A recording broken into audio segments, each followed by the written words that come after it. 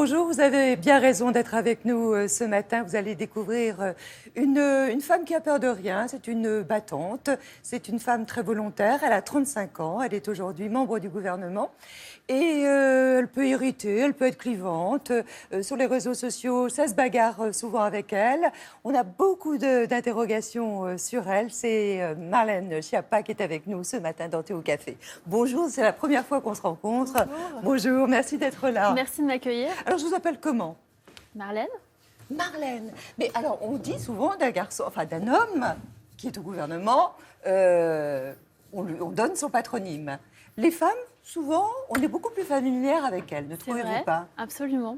Et vous le dénoncez ou pas? Moi, ce que je dénonce, c'est le sexisme. Le sexisme, c'est traiter les femmes différemment. Donc, si par exemple, vous parlez dans un article d'un homme politique et d'une femme politique, que lui a un nom de famille et pas elle, c'est une forme de sexisme. En revanche, là, nous sommes entre nous. Je vous propose de m'appeler par mon prénom. Très bien. Je n'en prendrai pas ombrage. D'accord, bon, j'ai l'autorisation. Vous êtes secrétaire d'État, donc à l'égalité homme-femme. C'est un sujet extrêmement complexe et très vaste.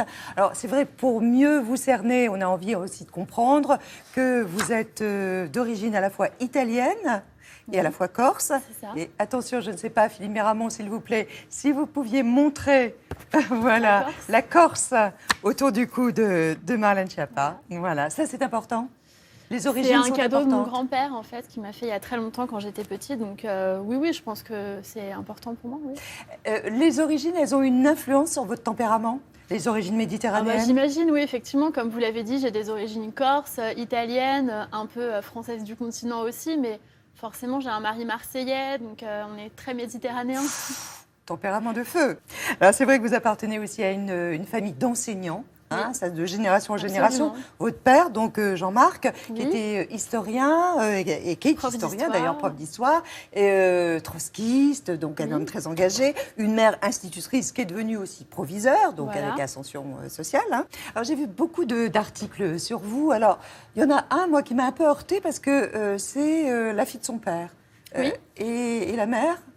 Alors d'abord, et la mère, et ensuite, je pense qu'effectivement, définir les femmes selon leur mari, leur père, etc., je trouve qu'il y a un petit reliquat, justement, un peu patriarcal, mais c'est vrai qu'on me pose sans cesse des questions sur mon père, parce que j'ai l'impression que son engagement politique à lui interpelle, comme si c'était impossible d'avoir un père qui a un engagement trotskiste, et d'être une fille, et de ne pas être trotskiste, et néanmoins de très bien s'entendre avec son père.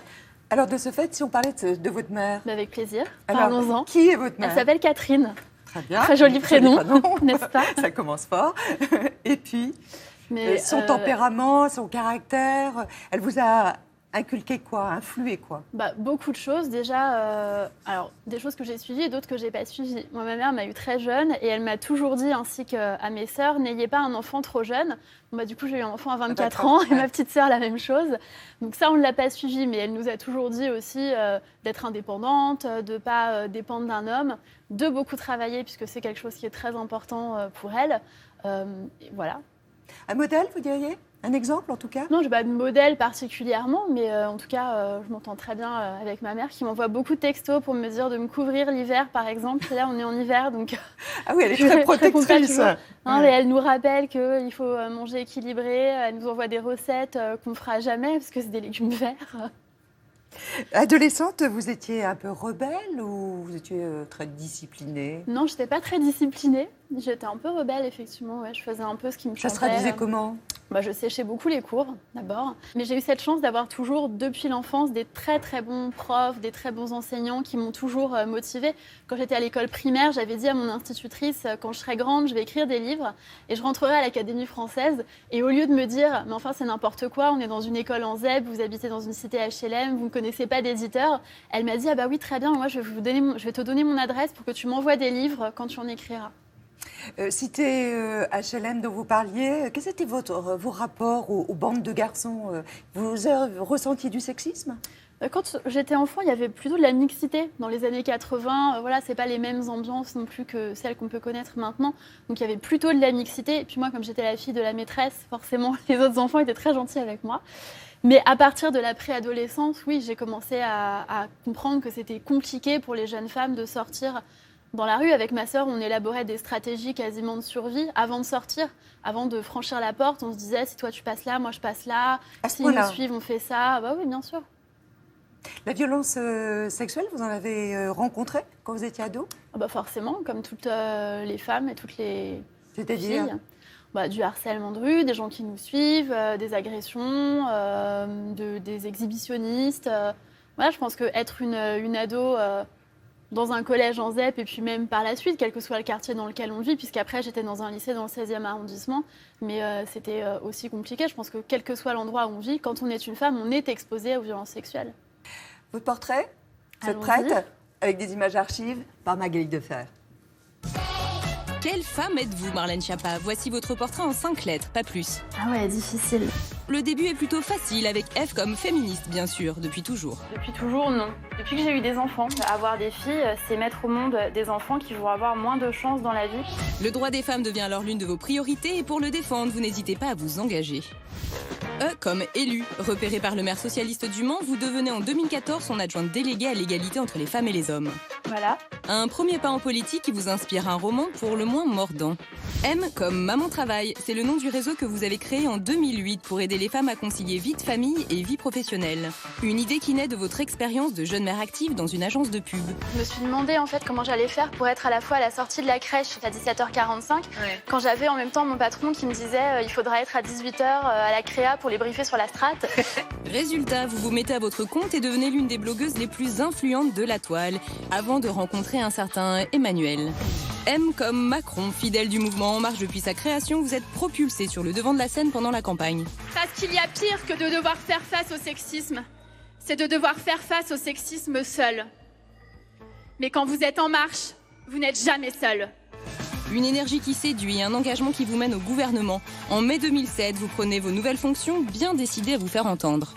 Organisé avec les services des droits des femmes, le tout... Oh, gardez vos nerfs. Et c'est à vous que rien ne semble déstabiliser que revient la responsabilité de piloter la grande cause du quinquennat. E comme écrivaine, vous êtes l'auteur d'une quinzaine de livres, des essais, des romans dont le premier sera bientôt adapté au cinéma par Mélissa Torio. À 35 ans, vous êtes définitivement en marche, Marlène Schiappa. Rien ne pourra donc vous arrêter ? Oui, bonne question. Qu'est-ce qui peut vous barrer la route aujourd'hui à 35 ans? L'ennui. Ah. Et l'ennui, ça pourrait être quoi? Vous le définissez comment? Ne rien avoir à faire, ne pas avoir le sentiment d'être utile. Moi, je crois que mon moteur depuis le début, ça a été à la fois le sentiment d'être utile, le sentiment qu'il y avait une urgence à agir, à défendre des causes, et aussi le plaisir de faire des choses que j'aime et qui me passionnent avec des gens intéressants, des gens intelligents. Ce qui m'a motivée, c'est beaucoup les rencontres que j'ai pu faire aussi au travers de mon parcours. On a vu le maire du Mans qui, effectivement, m'a donné envie de m'engager en politique à ses côtés. Je pense qu'à partir du moment où je m'ennuierais, où j'aurais plus de plaisir dans ce que je fais, je ferais autre chose. Vous avez mis en avant, grâce à votre blog, avant que vous fassiez de la politique, Maman Travail, vous avez mis en avant la charge, en fait, mentale dont souffrent les femmes. Ça se traduit comment? Parce que charge mentale, ça ne veut pas dire grand-chose aujourd'hui. Expliciter. L'idée sur Maman Travail, c'était de parler de la conciliation vie professionnelle, vie familiale. Et c'était surtout à la base une interrogation pour moi, puisque je travaillais dans une grande agence de pub. Et mes collègues d'Open Space, comme on dit, qui, elles, avaient déjà des enfants, je m'interrogeais qui gardent leurs enfants. Mais aussi, je m'interrogeais parce que je les voyais, elles, tout le temps passer des coups de fil pour organiser des vacances, des nounous, des sorties, les kermesses. Et je voyais pas beaucoup mes collègues hommes le faire alors qu'ils avaient aussi des enfants. Donc j'ai commencé vraiment à m'interroger là-dessus et à vouloir partager des astuces, des bonnes pratiques avec d'autres mères qui travaillaient. Vous pensez que ça évolue, ça, ou c'est toujours les femmes qui gèrent tout? Ça évolue. Moi, je vois vraiment une différence. Quand on a créé Maman Travail il y a plus de 10 ans maintenant, quand on allait dans les entreprises, c'était difficile pour nous. On n'était pas toujours très bien reçus. On a fait vraiment du lobbying pour faire en sorte que les entreprises parlent de parentalité, parlent d'égalité professionnelle entre les femmes et les hommes. 10 ans après, j'ai l'impression quand même qu'il y a une prise de conscience de la part des entreprises et que beaucoup, en tout cas des grandes entreprises, ont envie d'afficher un engagement sur ce sujet. Selon vous, quelles sont les normes masculines en fait, de pouvoir qu'il faut absolument revoir? Alors, il y a un institut qui s'appelle l'Institut Catalyst, avec notamment Brigitte Grésy, qui a déterminé ces normes masculines du pouvoir. Il y en a 4.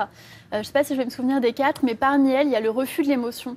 Et ça me semble important. Je pense que quand on dit aux petits garçons, par exemple, tu ne dois pas pleurer, tu ne dois pas C'est-à-dire être ne pas ému. être dans l'affect. C'est ça, ne pas être dans l'affect. Et je crois qu'on apprend ça très jeune aux petits garçons et puis après aux jeunes adolescents. Et je pense que là, il y a le nœud de quelque chose. Il y a l'esprit de compétition. Il y a l'esprit de compétition, c'est-à-dire faire mieux que le copain, le dépasser. Et ça, on l'apprend dès la cour de l'école. Les petites filles, nous, on nous apprend à jouer à l'élastique, à la marelle, des jeux de bonnes perdantes pour être bonnes camarades. Et les garçons ont le droit de jouer au foot, à la chasse au trésor, etc. C'est un apprentissage différent. Et de gagner absolument, quitte à écraser les autres. Présentisme aussi. Le présentéisme, absolument, le fait de rester le plus tard. Mais ça, c'est très français. Vous savez, quand je fais des voyages diplomatiques dans d'autres pays, notamment les pays nordiques, chez nous, celui qui éteint l'interrupteur en partant, qui ferme la porte, on considère que c'est le plus engagé. Il y a des pays dans lesquels partir en dernier, c'est vu de façon négative. Ça veut dire que vous ne savez pas vous organiser et que vous ne savez pas trouver un équilibre entre vos engagements familiaux ou personnels et votre vie professionnelle. Alors vous découvrez la vie politique en devenant adjointe à l'égalité déjà, donc du maire socialiste du Mans, Jean-Claude Boulard.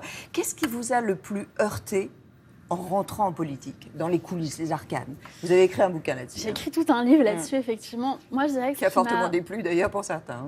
Je le comprends, on n'aime pas. Mais c'est un roman inspiré de faits réels. Mais moi, ce qui m'a le plus déçue, en fait, c'est une forme de manque de solidarité féminine. Mais que j'ai retrouvé par la suite en m'engageant dans La République en marche. C'est hyper attristant ce que vous dites. Oui, c'est triste.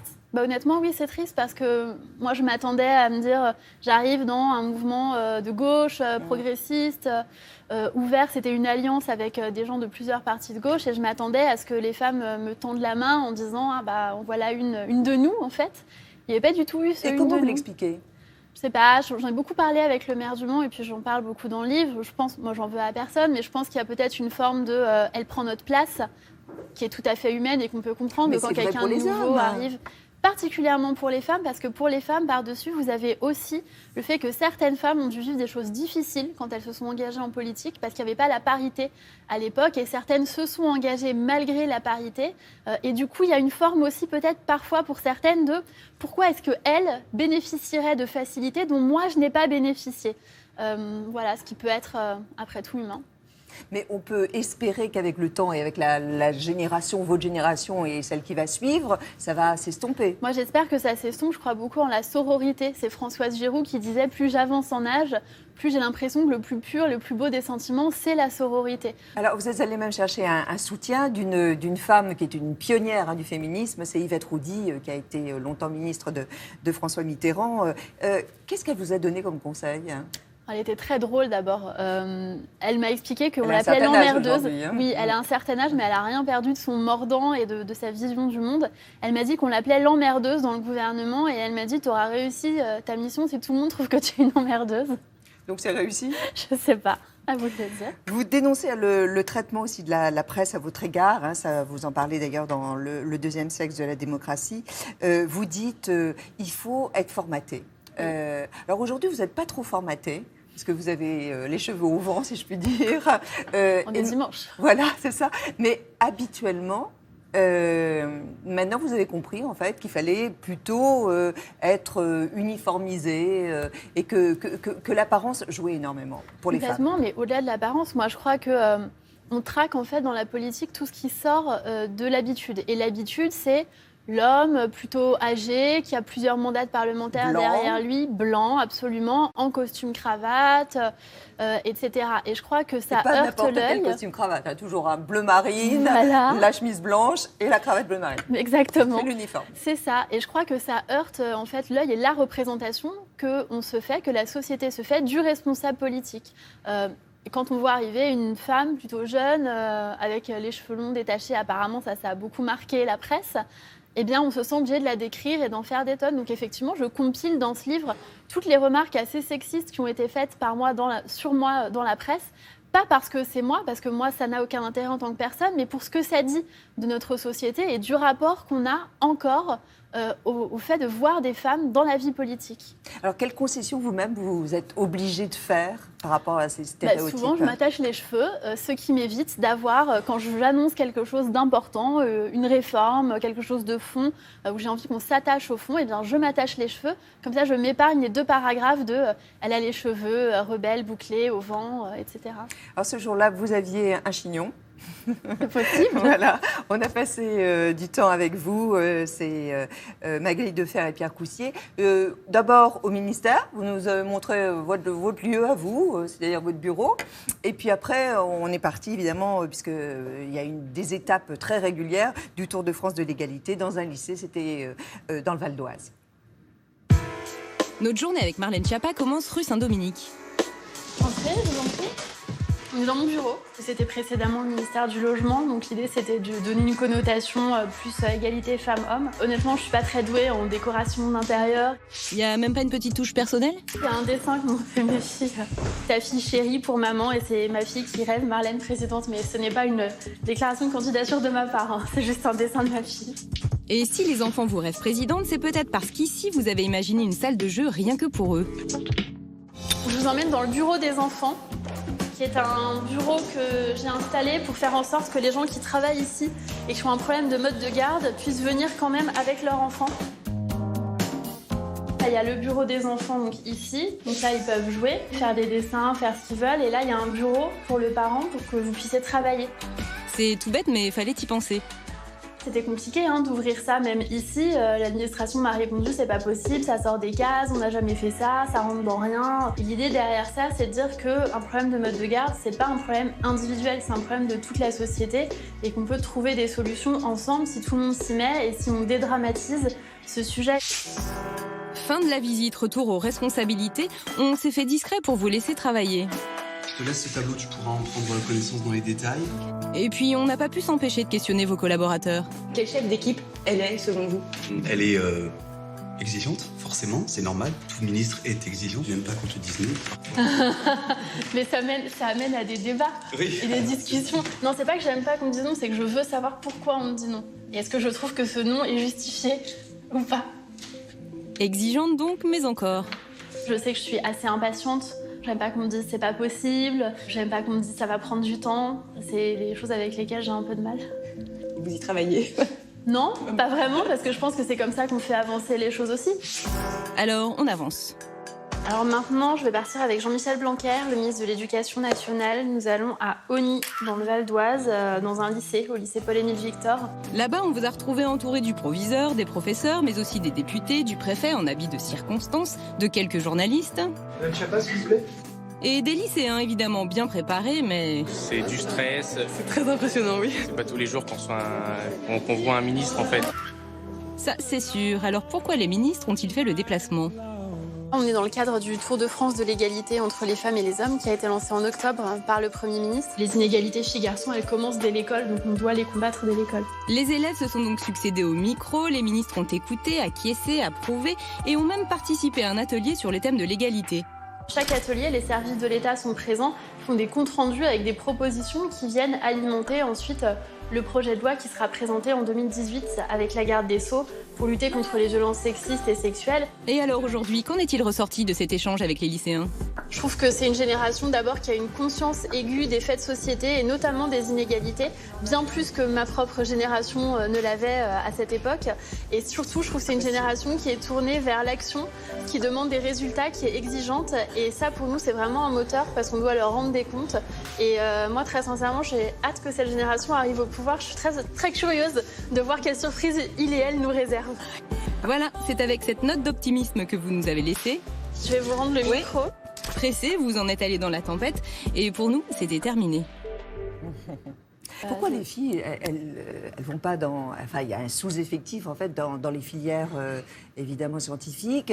Elles choisissent le social, elles choisissent le littéraire, la communication, éventuellement. Oui. Et les sciences?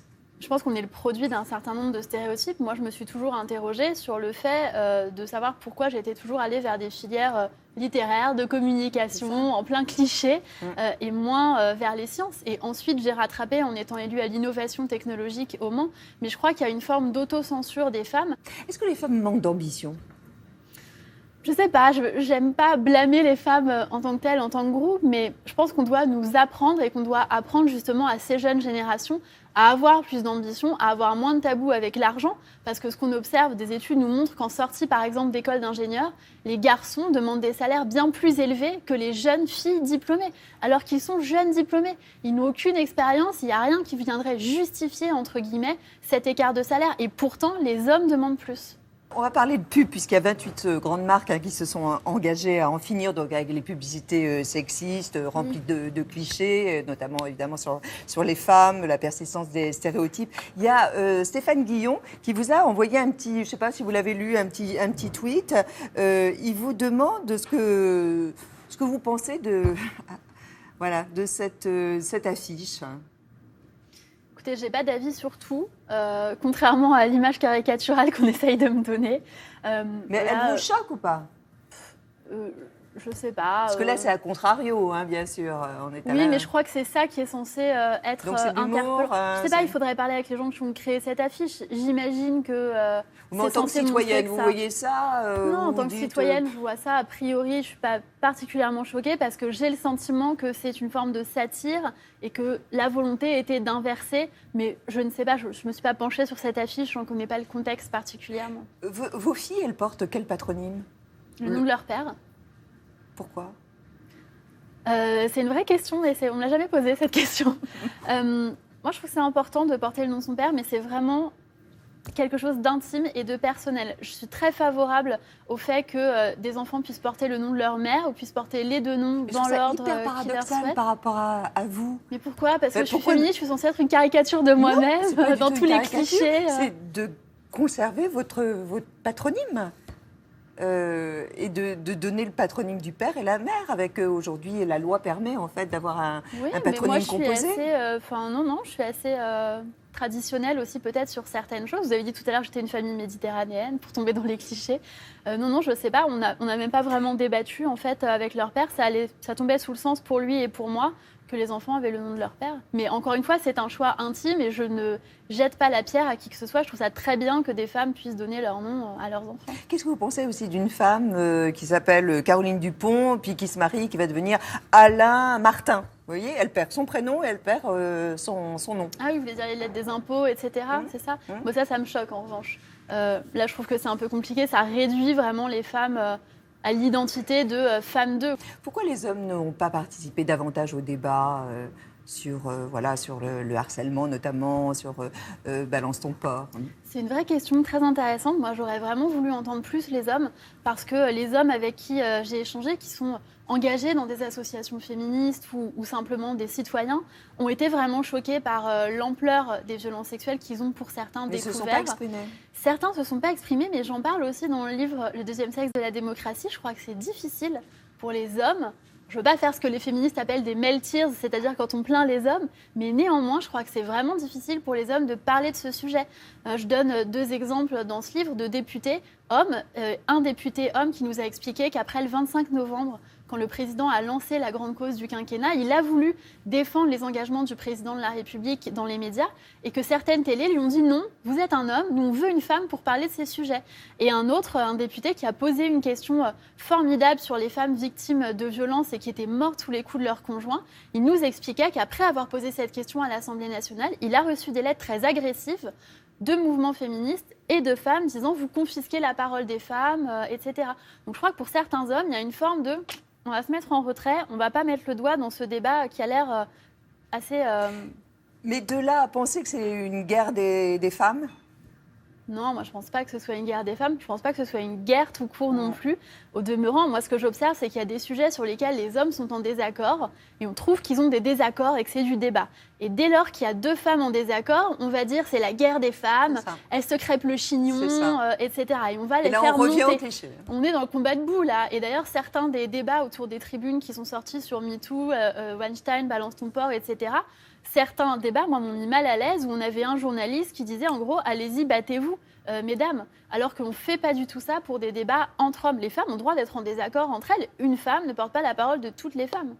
Alors, pénaliser le harcèlement de rue, puisque ce sera dans le cadre d'une loi qui va être précisée. Mais matériellement, quand on y réfléchit, on y pense, bien sûr, et on en parle entre nous.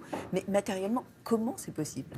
Moi, j'ai vraiment la conviction que c'est faisable. Sinon, je ne défendrais pas ce projet de loi pour verbaliser le harcèlement de rue.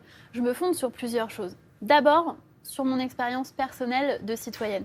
Moi, ça m'est déjà arrivé à plusieurs reprises d'être suivie, d'être importunée, comme on dit, dans la rue, et qu'une voiture de policiers qui était en patrouille ralentisse et me demande si tout va bien, si tout se passe bien, etc. Alors là, c'est vraiment du bol, ça. Je ne sais pas si c'est du bol. Moi, je crois que dans les petites villes, quand il y a des voitures de police en patrouille, quand on est aux abords des gares, là où il y a vraiment des policiers qui sont déployés, ça peut arriver. Mais effectivement, c'est du bol parce que ça ne fait pas, entre guillemets, parce que ça ne fait pas partie de la loi. Là, ce que le président de la République a annoncé, c'est que la police de la sécurité du quotidien, qui sera installée par le ministre de l'Intérieur prochainement, elle aura dans ses principales priorités le fait de repérer le harcèlement de rue et de le verbaliser immédiatement. Mais je crois qu'au-delà de ça, c'est important de dire que le but de cette loi, c'est pas juste de mettre le plus d'amendes possible, c'est aussi d'avoir une valeur pédagogique, éducative, qui permettent de débattre du harcèlement de rue et de redéfinir le seuil de tolérance de notre société aux violences sexuelles et de dire non, il n'est pas permis d'intimider des femmes dans l'espace public. C'est pour menacer un peu, c'est pour intimider. Oui, bien sûr. Moi, je crois que quand on regarde ce qui a été fait sur la cause nationale, sur la sécurité routière sous Jacques Chirac, on voit que l'aspect peur du gendarme, il a fonctionné. Parce qu'à partir du moment où ça devient une grande cause nationale, eh bien, les chiffres des morts sur la route chutent. Je crois qu'on peut calquer la méthode pour la grande cause du quinquennat sur l'égalité femmes-hommes, faire de l'éducation, faire de la communication, ce que nous faisons avec des grandes campagnes, de la pédagogie et aussi un aspect coercitif, dire si vous intimidez, vous harcelez, vous suivez des femmes dans la rue, vous écoperez d'une amende par la police. Je voudrais vous poser des questions, vous me répondez par oui ou non, pour ou contre. Est-ce que vous êtes pour ou contre, tout d'abord, le diktat de l'allaitement ? Parce qu'aujourd'hui, c'est un diktat. Je ne suis pas pour un diktat de façon générale. Je suis pour vraiment le libre choix. Le fait que les femmes aient le choix de pouvoir ne pas allaiter du tout leur bébé si elles en ont envie ou d'allaiter leur bébé 8 mois si elles en ont envie. Vous remarquerez que dans les hôpitaux, on leur impose.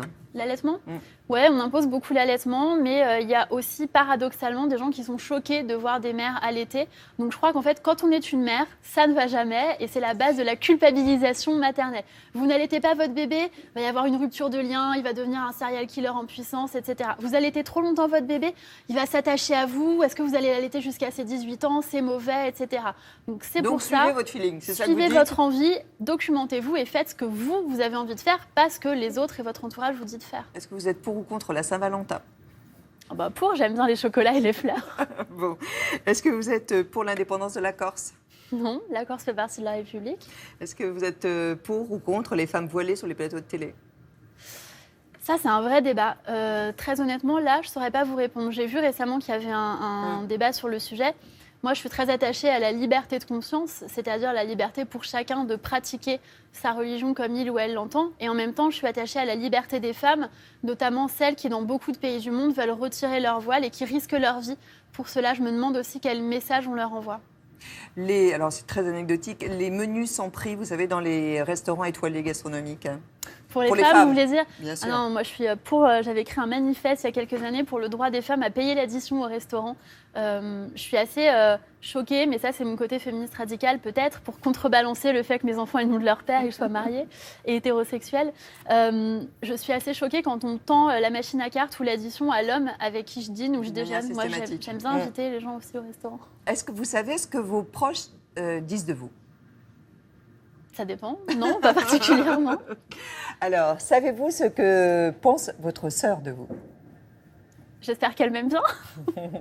Alors, on est allé la rencontrer. Elle est un peu plus jeune que vous. Elle a pour prénom Carla. Elle est directrice d'une école aussi, à Pierre-en-Bresse. Et puis, on a rencontré un garçon qui vous connaît bien. D'ailleurs, il a coécrit avec vous Laïcité, point aux éditions L'Aube. C'est Jérémy Pelletier, il est directeur des études de la Fondation Jean Jaurès. Alors, on l'a demandé, en tant que proche, qu'est-ce qu'il faut penser de Marlène Schiappa ?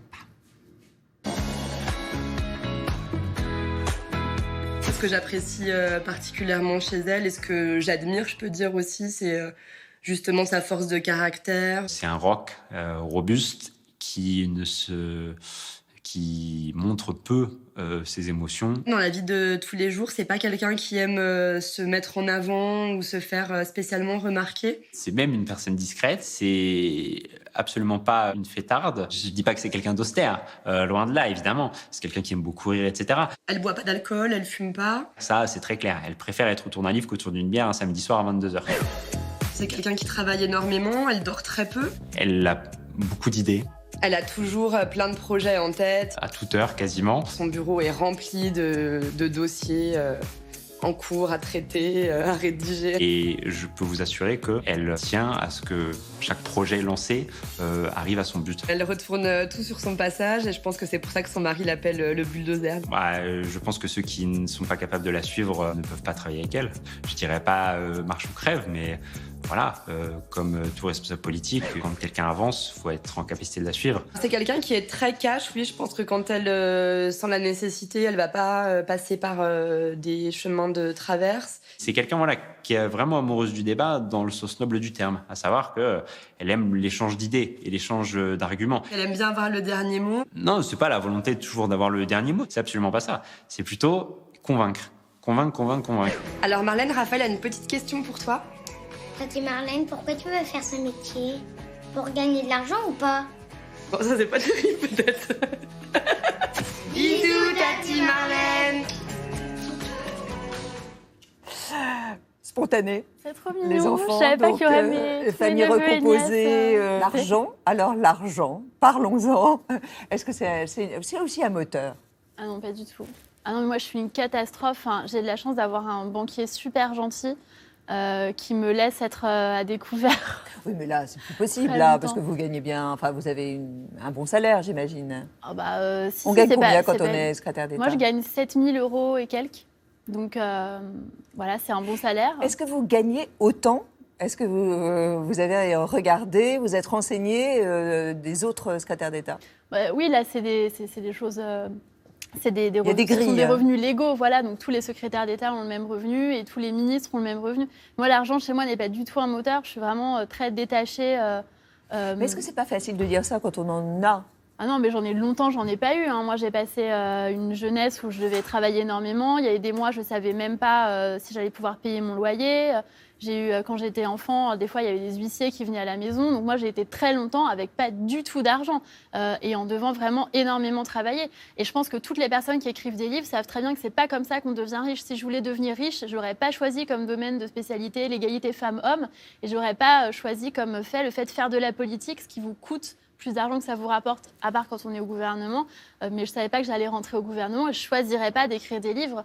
Mais il y a une phrase que j'adore, je crois que c'est Georges Best qui avait dit ça. Il avait dit, on lui demandait qu'est-ce que vous avez fait de l'argent que vous avez gagné. Il disait, je l'ai dépensé dans les filles et les voitures et tout le reste, je l'ai gaspillé. Et moi, j'aime beaucoup cette phrase. Alors, je n'ai pas le permis de conduire, mais moi, en gros, je dis souvent, quand on me demande, je dis, j'ai acheté des livres et je suis allée au resto et tout le reste, je l'ai gaspillé. Mais vous gaspillez pas dans les hommes? Vous en Pas avez de commentaire. Vous en avez un. Absolument. Est-ce qu'il est féministe? Ah oui, mais plus féministe que moi. C'est obligatoire pour vivre avec vous? Non, c'est pas obligatoire parce que quand on s'est rencontrés, j'étais pas forcément. On s'est rencontrés, j'avais 19-20 ans. Donc, c'était pas quelque chose qui faisait partie de mes discussions quotidiennes. Mais on s'est un peu construit ensemble et je dirais que mon mari est même plus féministe que moi sur plein de sujets. Est-ce que lui connaît le plafond de père? Puisque vous Oui. avez inventé le plafond de mer. Absolument. On a coécrit ce livre ensemble, d'ailleurs, Plafond de mer, puisque lui, il s'occupe notamment des gestions de carrière des femmes. C'est son domaine de Dans la spécialité. grande distribution? Alors, il a démissionné depuis que je suis entrée au gouvernement, justement, pour s'occuper des enfants. Mais oui, c'est un de ses domaines de spécialité, oui. Vous savez, dans l'émission Thé au café, il y a un dos à dos. Oui. Allez, on y va. Dos à dos avec vous, Marlène Schiappa, et des réponses du tac au tac. Une mauvaise habitude dont vous aimeriez vous débarrasser? L'addiction au smartphone, Qu'est-ce qui est le plus insupportable quand on partage votre vie? d'essayer de me suivre. Est-ce qu'il vous est déjà arrivé d'acheter un de vos livres pour le donner à un ami? Oui, ça m'est même arrivé au tout début pour mon premier livre avec mon co-auteur de mettre mon livre plus haut dans les rayons des librairies. J'ai un peu honte, c'est pas illégal, mais c'est pas très glorieux. Qu'est-ce que vous regardez en premier chez un homme? Sa voix. Ça se regarde pas, mais Et chez une femme? son regard. La pire approche de drague que vous ayez connue? Ah, mademoiselle, t'es charmante. Donc, ça m'interpelle parce que je me dis, qu'est-ce qu'il s'imagine? Est-ce qu'il pense qu'on va vraiment aller dîner, discuter, que je vais l'inviter chez moi parce qu'il m'a dit que j'étais charmante dans la rue? Le mot d'amour le plus sensuel, le plus érotique?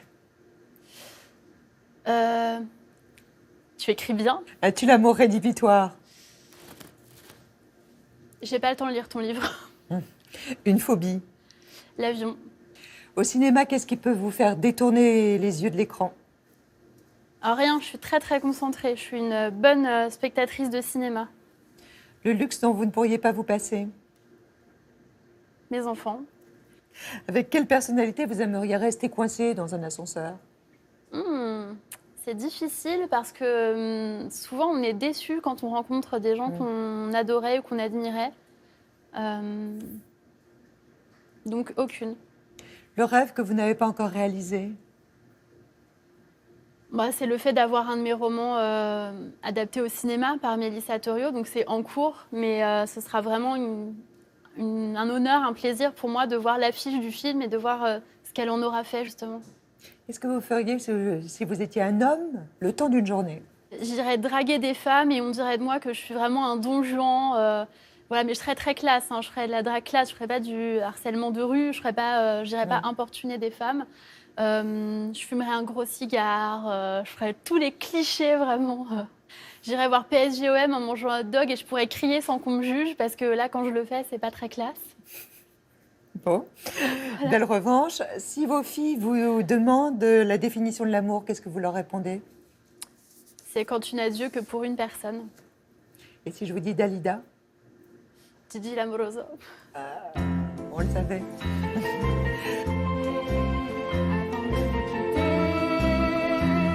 L'histoire d'un petit village près de Napoli. Nous étions 4 amis, au bal tous les samedis, à jouer, à chanter toute la nuit. Giorgio à la guitare, Sandro la mandoline. Moi je dansais en tapant du tambourin. Et tous ceux qui venaient, c'est pour l'écouter. Celui qui faisait battre tous les cœurs. Et quand il arriva, la foule s'écria. Arriva, Gigi l'amoroso. Coca d'amour, la vie de velours comme une caresse. Gigi l'amoroso.